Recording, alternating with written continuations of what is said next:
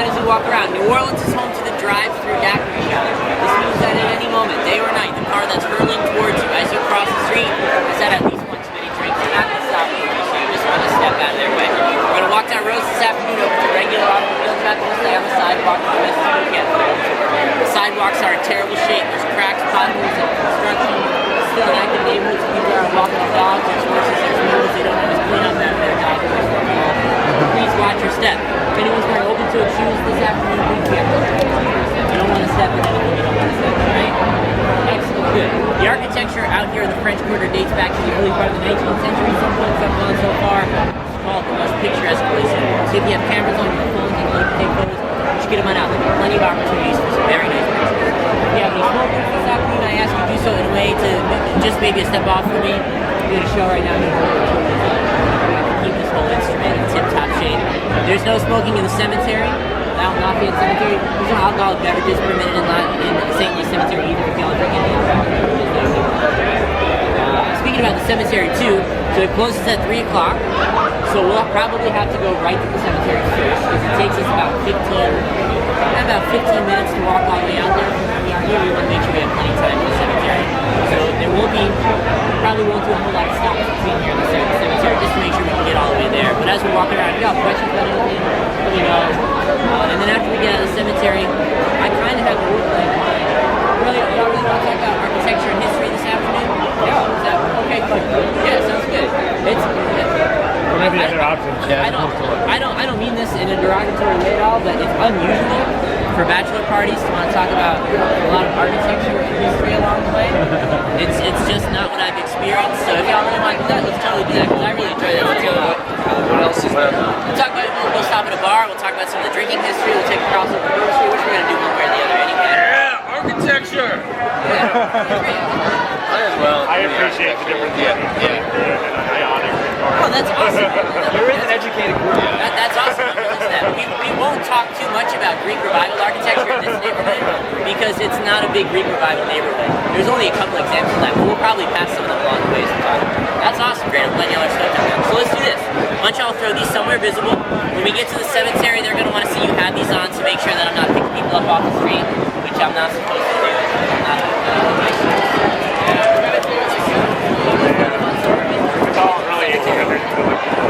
What's that? Mostly Victorian? No, it's Spanish Caribbean. It's Spanish Caribbean. Well, why don't we do this, guys? Let's just get away from the French market and let's if we're not trying to make it out to the cemetery right away, I like to do like a big brief overview in the beginning.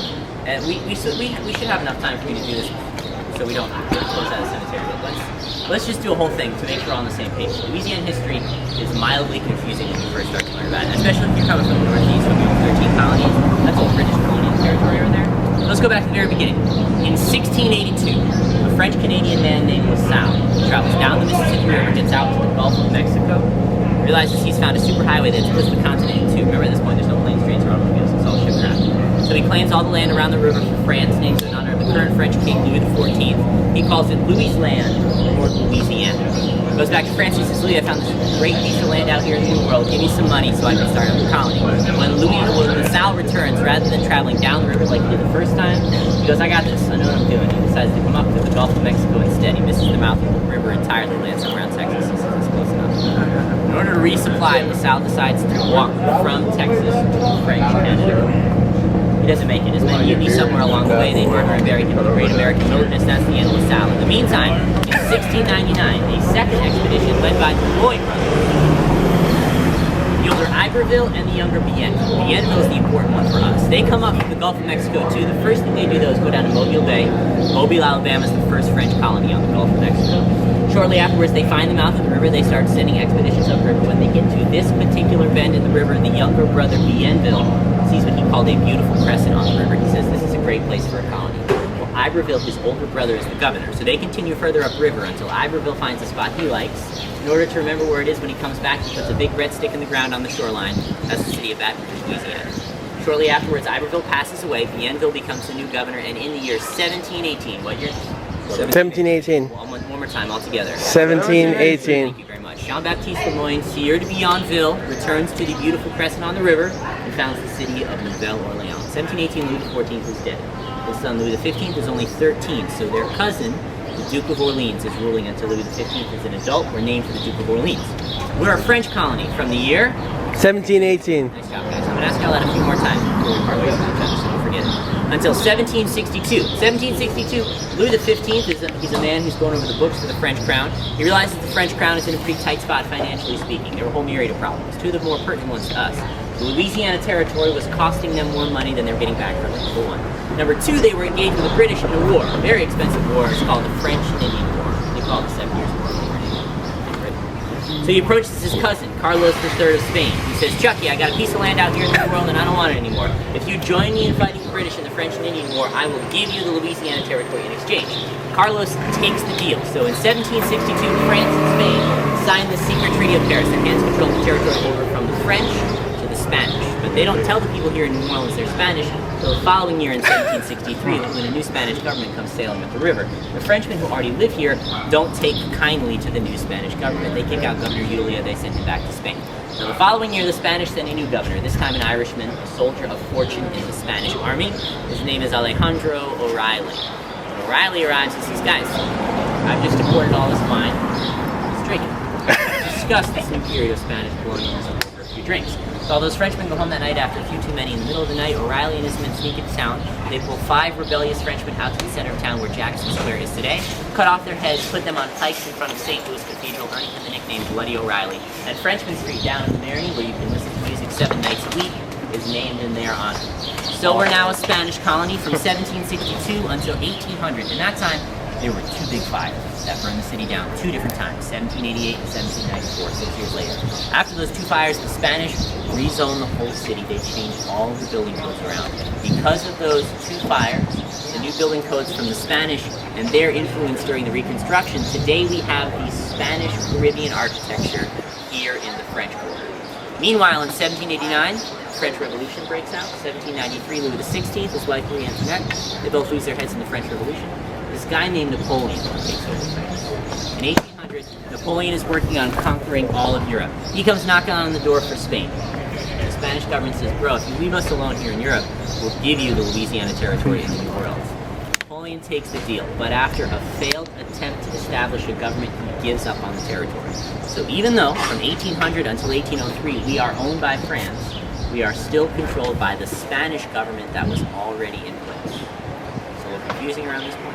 I know. This sets up an easy one. An Irish guy. It's all An Irish Spanish guy who's running a French territory. Yes. This takes us though to 1803 and the Louisiana Purchase. We all heard of this thing called the Louisiana Purchase. It's a pretty big deal in American history. Let me touch upon it. Thomas Jefferson, our 3rd president, wants to buy the city of New Orleans from Napoleon and the French. Whoever controls the city of New Orleans controls access to the whole Mississippi River. Napoleon says to him, all right, buddy, I'll sell you New Orleans, but you have to take the entire Louisiana Territory in the deal, not just the city. Jefferson was a pretty smart guy. We like to praise Thomas Jefferson for being a real farty, smarty guy, right? He sees a good opportunity here. So he lowballs Napoleon. He goes, all right, Mr. Napoleon, I'll buy the territory from you. But there's nothing there, right, bro? So it's not worth very much money, is it? So I'm only going to give you $15 million for the entire thing. Napoleon says that's fine. The Louisiana Territory was considerably bigger than the state of Louisiana is today. It stretched from the Gulf of Mexico into present-day Canada, from the Mississippi River to the Rocky Mountains. Roughly 828,000 square miles. $15 million, that's $18 and change per square mile. In today's dollars, it's only $254 per square mile. Still considered the greatest real estate deal in history. Helped stretch our country from sea to shining sea. Eventually, 15 different states were carved out of that one on the Louisiana Purchase, including North Texas, New Mexico, Oklahoma, Kansas, Nebraska, both the Dakotas, Minnesota, Iowa, Wisconsin, Arkansas, and in 1812, Louisiana became the 18th state in the Union. How we did? Did we lose anybody along the way there? No, good, excellent. I'm glad we're all on the same page. That makes it easier than walking around for some contextual stuff. So now that we've kind of done that, let's beeline our way out to the cemetery so we make sure we get in there before it closes. We have plenty of time. Which means I have to pass a history exam and an FBI criminal background check.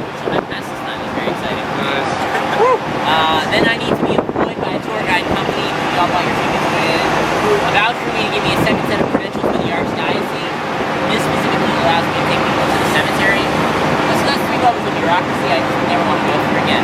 Number one, whoever comes to the cemetery with me has to stay with me for that tour. You can't go wandering off by yourselves. If they see you without me, they're going to throw you out. They'll find out. Whenever we take you to the cemetery with us, we have to take back out. If there's some garbage cans around, if you want to toss out water bottles or anything, just toss them in the garbage cans. You're not supposed to leave anything. Let's go back to the very beginning, which is a very good place to start. When you read, you begin with ABC. But when you sing, you begin with Dorothy. Thank you very much. The city of New Orleans was founded in the year 1718. Nicely done, guys. Don't forget it. But when the city was first founded, though, they discovered it's very easy to die in New Orleans. Wah, wah. Yellow fever is the big one. There's also malaria, dengue fever, cholera, tuberculosis, dysentery, wars with natives, malnutrition, alcoholism. A pretty normal tradition when somebody dies is bury them underground, right? 6 feet under. Well, our water table's about 4 feet on average. And the Mississippi floods. That's what it does. It's the 4th longest river in the world. It drains about 1/3 of the North American continent. All the land that we're standing on, that the city was built on, is here because the river has flown through the delta, or flooded through the delta over the last 12 to 15,000 years, and it's left all these deposits behind. Sometimes the river would flood, it would flow through the cemetery, and Grandma would come back to visit.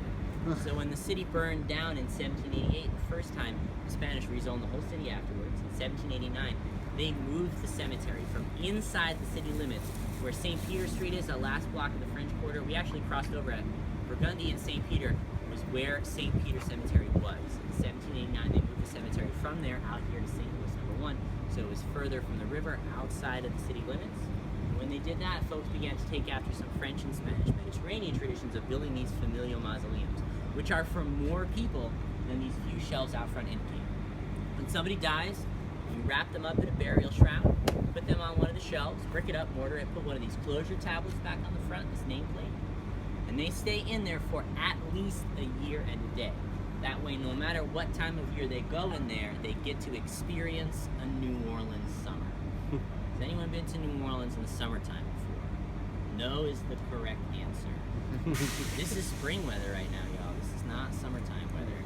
Just like everybody else, last summer we set a new record. The summer of 2016 was the hottest summer that has ever been recorded in human history. Here in New Orleans, we see a little more than 2 nights on average where the temperature never drops below 80 degrees overnight. Our previous record was the summer of 1984. There were 13 nights that summer above 80 degrees. This last summer, we had 43 nights above 80 degrees. Our average high temperature in August, average high, is 99 with almost 85% humidity. Inside of these tombs, it touches 350. Anybody cook a Thanksgiving turkey? You said? It's an oven. Yeah, that's it. After a whole year under some extreme conditions, things break down very nicely. Metaphorically, dust to dust and ashes to ashes. So when that year and a day is up, if it's time to make room for somebody else, if it's not time yet to make room for somebody else, just leave them alone, let them take a nap. But if it's time to make room for somebody else, pull this closure tablet off, take all that brick and that mortar off behind the closure tablet, and they've turned to metaphorically dust to dust and ashes to ashes. Push their remains to the back of the tomb. The shelf they're on drops off into a space behind it.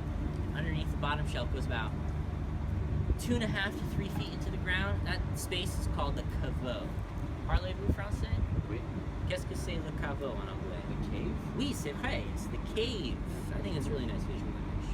It's an open collection for everyone to hang out together forever and ever and ever. The ultimate in family bonding. So everyone is essentially cremated. Pretty much, yes. Above ground. Pretty much. So this is a way, right? So at the time, when this became a thing, this was a Catholic colony, both French and Spanish, and under Catholic rule. Until very recently, in Catholicism, you could not cremate anyone. But we had a lot of problems with yellow fever. Yellow fever was one of the largest plagues along the Gulf Coast. And until 1901, the consensus was you catch diseases by smelling bad smells or bad airs. And the consensus was yellow fever was caught by smelling the decomposition from a dead body. So really they wanted to cremate people because they had issues burying people underground. Because it was Catholic, you couldn't do that. Somebody came up with the idea, well, out in the Mediterranean, back in Europe, in the homeland, they do things like this. We'll do that here as well too, so that'll help speed along that whole process a little bit. Let's say, for example, Grandma passes away in May. Grandpa realizes their love is undying and passes away in June. Only a month has passed, right? Not that necessary year to give Grandma enough time to complete herself to produce her house. We do Grandpa in the meantime because he can't hang out here anymore. That's what a rental facility is for. As we walk around, we'll see some of the walls in the cemetery looks kind of like this, but that's not what this is. This one that's behind us over here. Some of the walls were built with burial vaults inside of them. They're called wall vaults. It's not a very creative name, but they're used as either a communal space for folks who never built a family space, usually for financial reasons. They could be purchased. You'll see quite a few houses with individual names on them. Some of them just have a family name on them. It's a very inexpensive family too. Or they could be used as a temporary space. If you needed more time for Grandpa, you put him in there for a year and a day. When his year and a day is up, you'd remove him from the temporary space and re-enter into your family space with Grandma, me, cousin Jimmy. It's the cave, cave. We. Is this all history or is this all still going on now? This still goes on now. This is still an active cemetery. Maybe roughly a quarter of the tombs in the cemetery are still in use. The other 3/4 are not.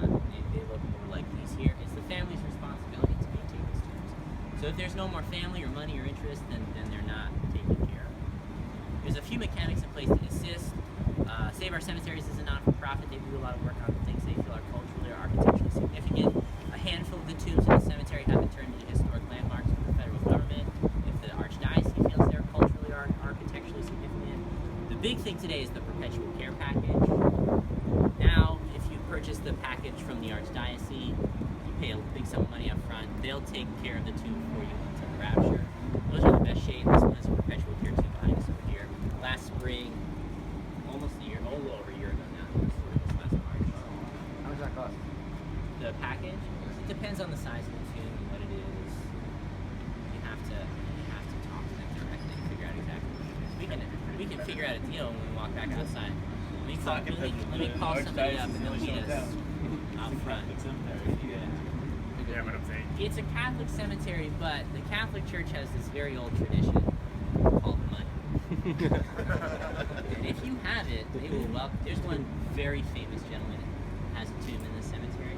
He's not Catholic, but he had a lot of money. Any other questions? Well, let's do this. Let's make our way out this way. Let's talk about some specific.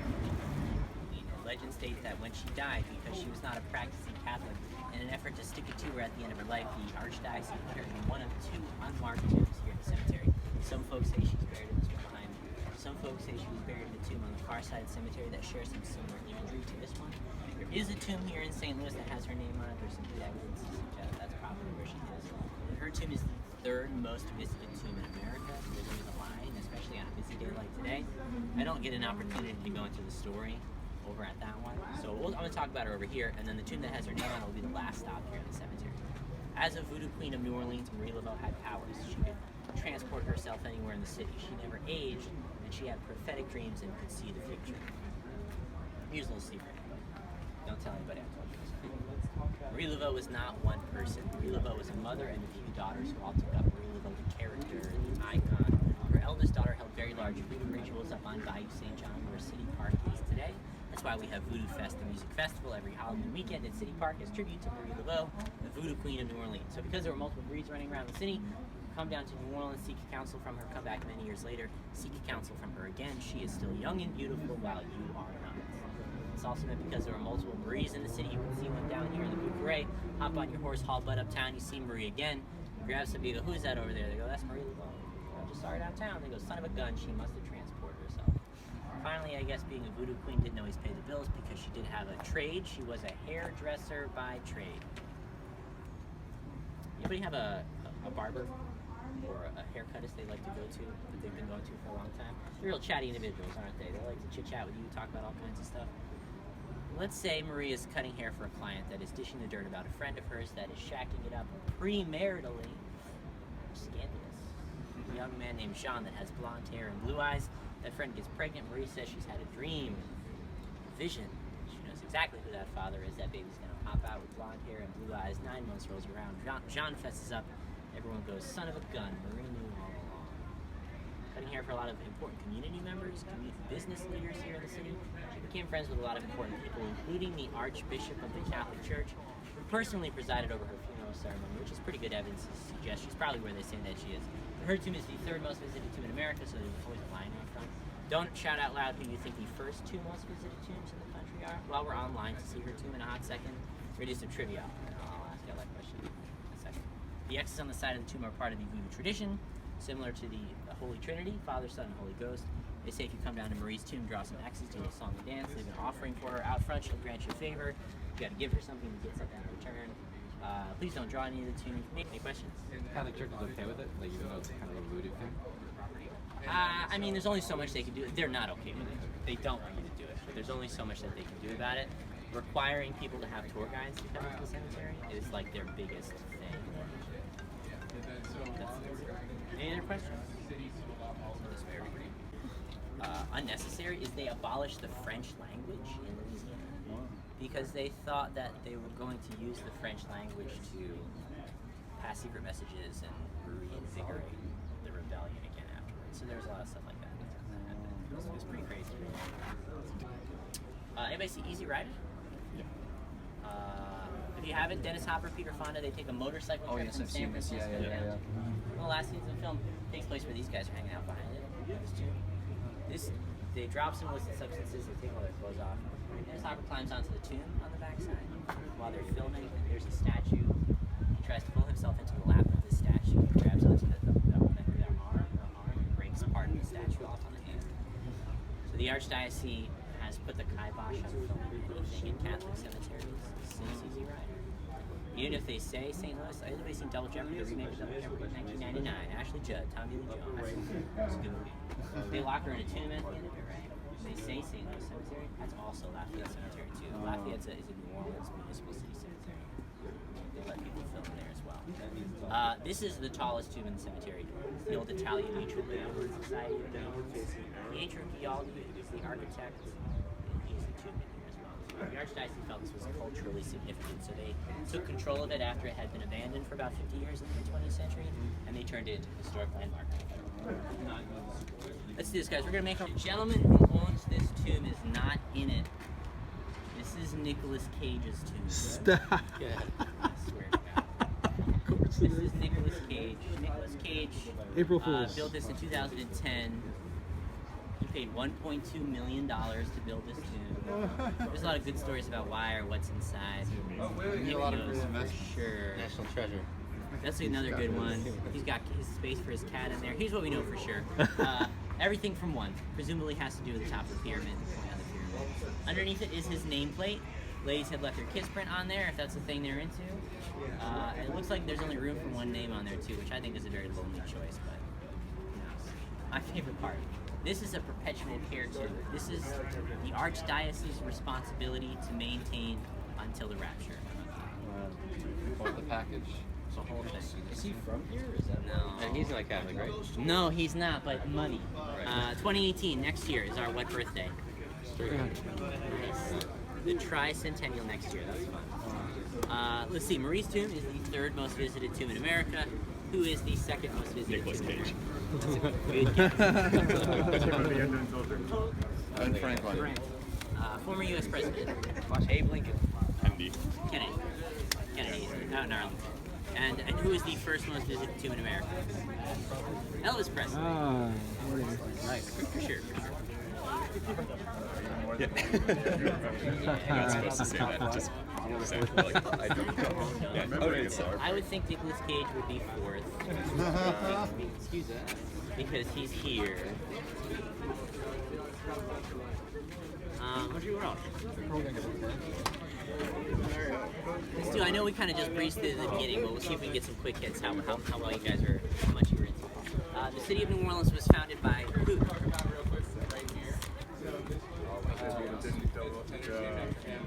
The guy. Yeah, that guy. oh, the king, Louis the. No, it's two brothers. Yeah, the younger brother.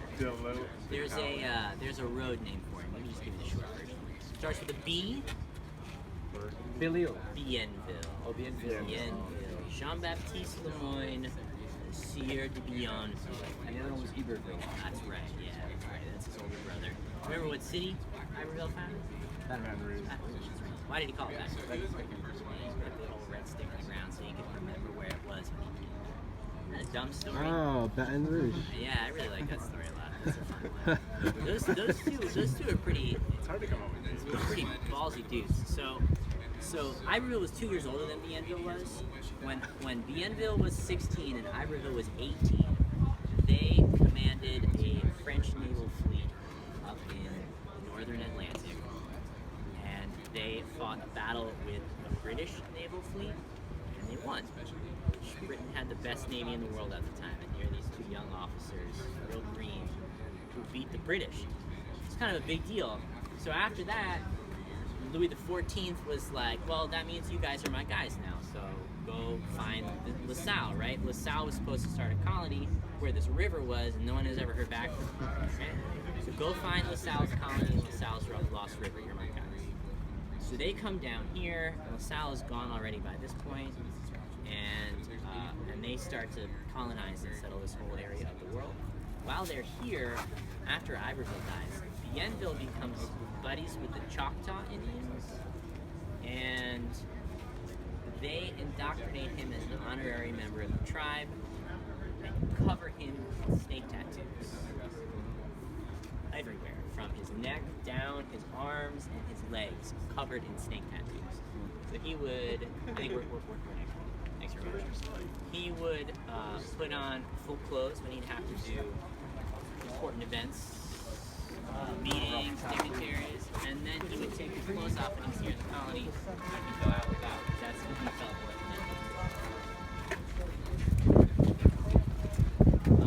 So guys, this is the March of Laveau. We're gonna do some quick hits here so we can get on out of the cemetery and do some other stuff. I mentioned early in her life she had a few daughters. She was married to a man named Paris who died well before she did. Another one of her mantras is the widow Paris. Pretty common tradition for ladies to introduce themselves as the widows of their late husbands around this time. That's reflected here on the tomb. Luna is a member of the Paris family, was born in Laveau, also known as Marie Philomé Lapion. Later in her life, she married a man named Lapion. Other members of the Lapion family are listed down here. This is the Lapion family too. It's pretty good evidence to suggest probably where she is. And there's this plaque here on the side too. That's also pretty good evidence.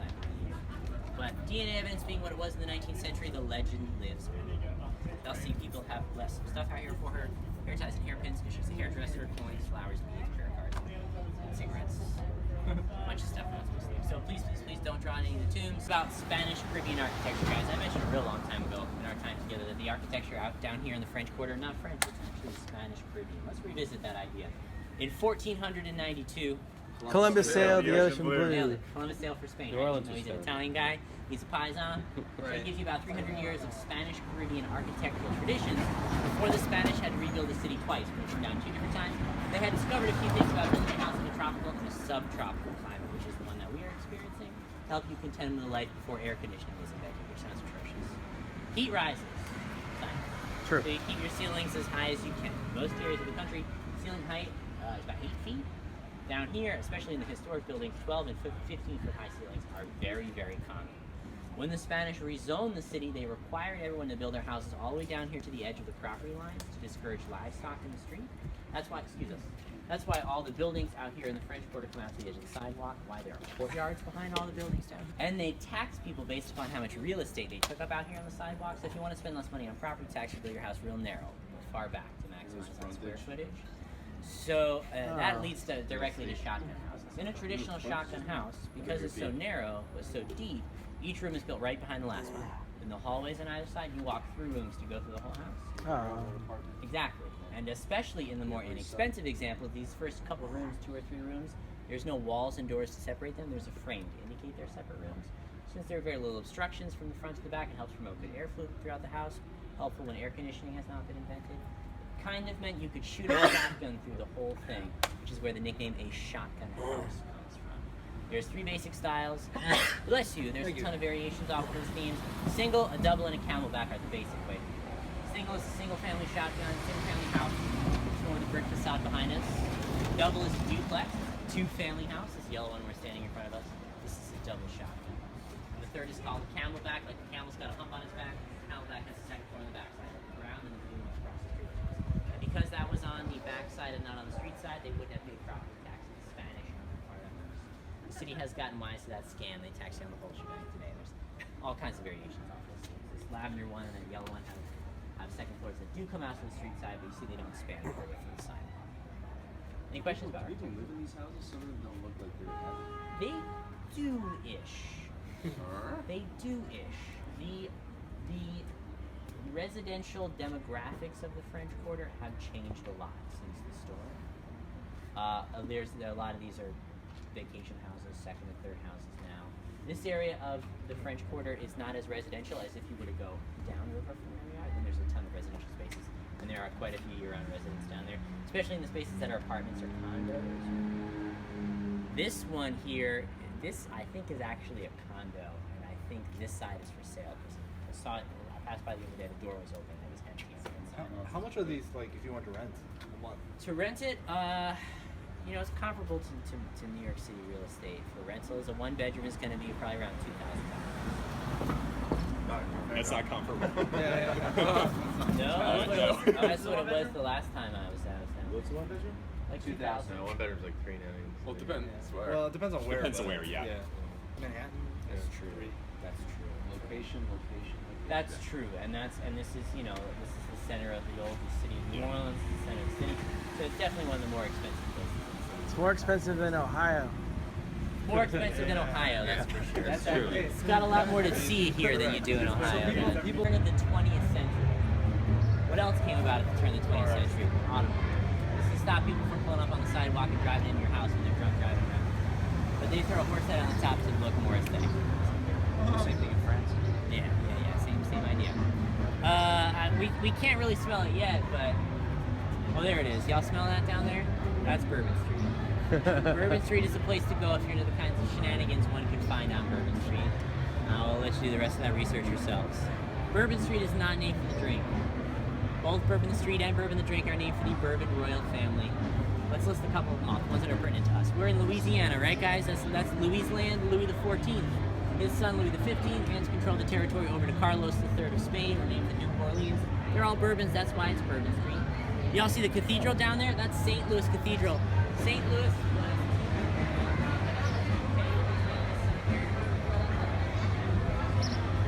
They can put the fleur-de-lis on their coat of arms, a very prestigious thing to do. Here in New Orleans, we put it on our garbage cans. Basically everywhere else, too, so it has a little appropriation. Let's talk about those flags across the street. This white one next to us here, you can figure out what that's about in your own time. To the right flag. Three countries that have governed the city are all represented. Red, white, and blue for the Americans and the French. Red and gold for the Spanish. And the three golden fleur-de-lis on the field of white are for first the French, then the Spanish, and then the Americans. And the flag to the right of the city flag before the stars and stripes shares some similar imagery to the city flag for the same reasons, the French, Spanish, and American heritage. That's the flag of the Acadiana, or the Cajun flag. The Acadians were a group of French folks who arrived in the New World first on the east coast of Canada, where New Brunswick and Nova Scotia is today. And after the French and Indian War, the British gained control of Canada. That's how it became part of the Commonwealth. They kicked the Acadians out. They sent them back to France. And the French kicked them out of France, sent them down here to Louisiana. A little forced migration, never hurt anybody. And they populated most of the rural areas of southern Louisiana. The Acadians are the ancestors of modern-day Cajuns. So if you see someone flying that flag, you know they're a very proud flag-waving Cajun. So hopefully, more or less, we made it all the way out and back here to Jackson Square in one piece. It looks pretty good to me. Jackson Square's close enough, at least. Jackson Square, let's take their spot on that tree. Named for Major General, later President Andrew Jackson, whose statue adorns the center of the square. He is our hero and savior in the Battle of New Orleans, the final battle in the War of 1812. In 1815, the British threatened to invade the city. The Americans sent Major General Andrew Jackson down here to defend it, which he did successfully, helped launch his political career. As a war hero, he goes on to become President Andrew Jackson. It's a $20 bill guy. That's a $20 bill guy. Whoa, small world, guys, small world. Yeah, 2020, right? That changes over for 3 more years. So let's see. Jackson Square doesn't become Jackson Square until the mid-19th century, 1859. They finished construction work here on the park. And Andrew Jackson doesn't defend the city from the British until 1815. However, the city of New Orleans was founded in the year 1718. Nicely done, guys. Thank you much for your plugged-inness today. I appreciate that. When the city was first founded under French control, they called this the Place des Armes. When the Spanish took over, they changed the name. They called it the Plaza de Armas. It means the place of the armies. This is where Bienville and his men landed when they settled the city. This was the center of New Orleans. Before it looked like this, It was just a big dirt patch in the middle of town, a pretty boring public space for markets, military drills, public executions, boring stuff like that. Then in 1788, the first of 2 fires burned down the city. That fire started on Charters. It's the block behind us over here, and 1 block over on Charters and Wilkinson. In 6.5 hours, that fire burned down 850 of 1,100 buildings in the city. A lot of wealthy families financed the reconstruction of the city. The Alminster family financed the reconstruction of the 3 buildings on this side of the square. The one that's on your far left-hand side is called the Cabildo. And that was the center of government in the territory, finished in 1799. There was a courthouse and office buildings on the front. There's a prison on the back side. Can y'all see that second floor of the Cabildo with all the arched windows? That room is where the final signatures of the Louisiana Purchase were signed, gaining control of the territory over the Americans. The building in the center is St. Louis Cathedral, and that's the 3rd version of St. Louis that's been built. The Alminsters built version number 2, but also in 1859, the same year that they finished the park, the Archdiocese renovated the cathedral. It looked so different they dedicated a brand new building. That's what we have today. And the building on our right-hand side, right in front of us, looks almost identical to the Cabildo. That's called the Presbytere. It was initially intended to house clergy for the Archdiocese, but was just used as government buildings for the Americans instead when it was finished in 1823. Today, the Presbytere and the Cabildo are museums. The Presbytere has a Hurricane Katrina and the Costumes of Mardi Gras museum in it, and the Cabildo has an excellent state history museum. It's very well curated. They have a copy of Napoleon's death mask on display at the Cabildo.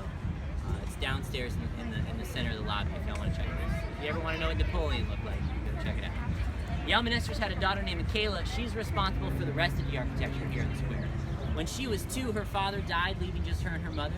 When she was 14, her distant cousin, the Baron de Pontalba of France, arrived here in New Orleans with a marriage proposal. He wanted to marry his son, Xavier Celestin, whom I'm going to call Tintin from now on, because that was his nickname in all the books and the letters. I think that's kind of funny. Tintin and Michaela were married in St. Louis, the version her father had built.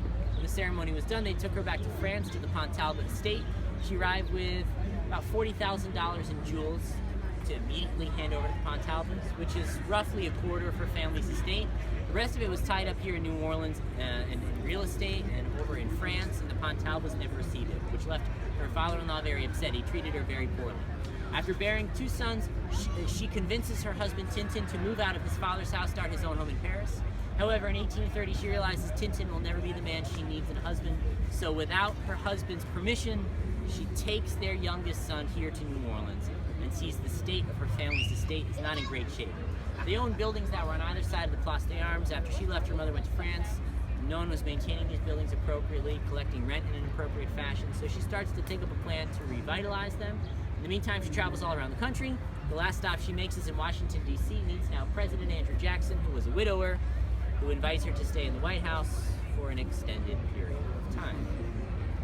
When their stay together is complete, she goes back to France, finds out her mother has passed away. She's inherited the rest of her family's estate. Her father-in-law finds out, shows up on her doorstep with all the paperwork for her to sign, to hand that over to him.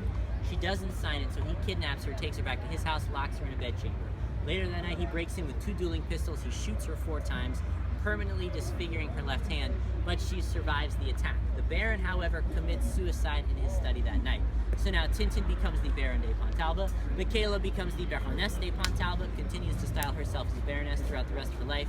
When she recovers from the attack, she comes back to New Orleans on her own and enacts this plan that she had been concocting.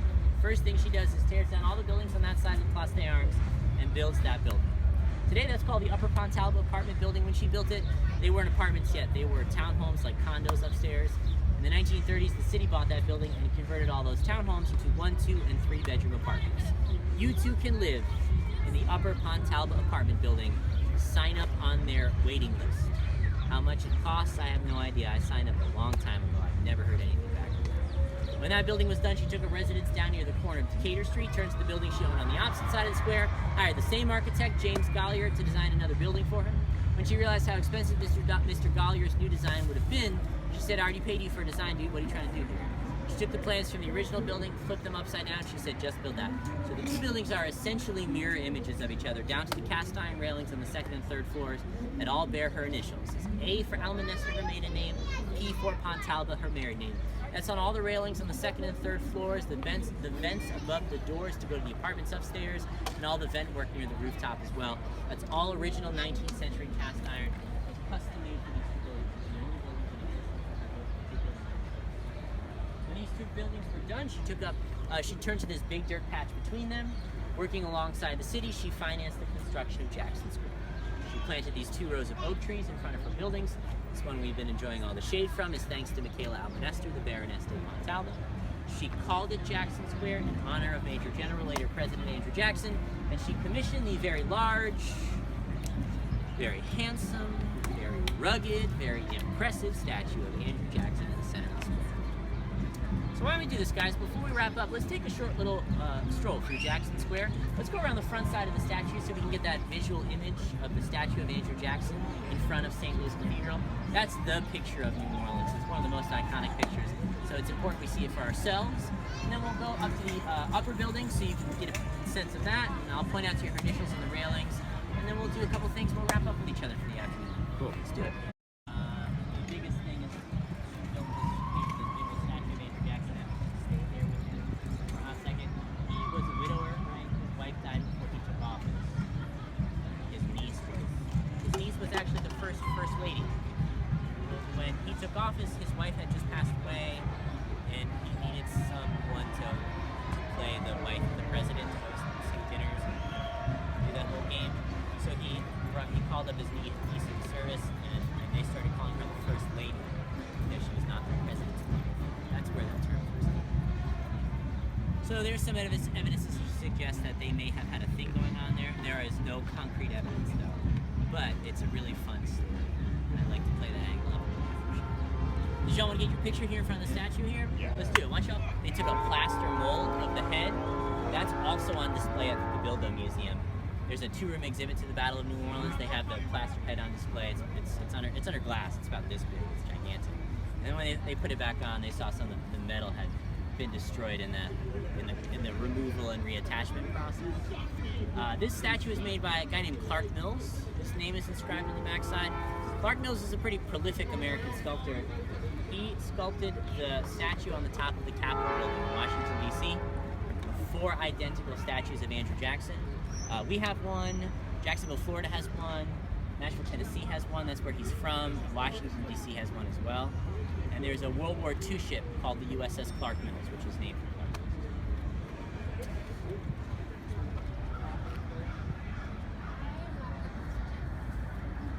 There's a crest, and in the center of the crest are her initials.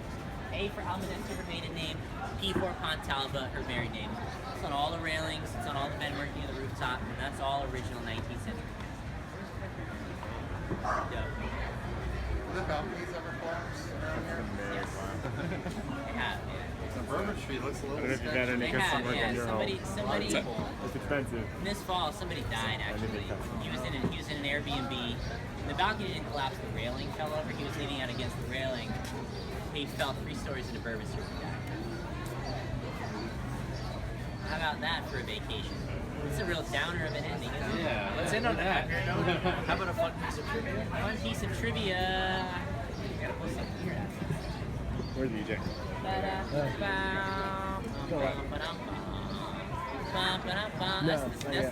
18. How about that as a weird little bit of trivia? Oh, Bienville, right? Let's wrap up talking about Bienville. So I mentioned earlier, right, he and his brother were officers, were naval officers. On the other side of the bend around the river, there's a little town called English Turn. One day Bienville was hanging out here in the early days of the colony, and he got in a rowboat. He was 17 years old.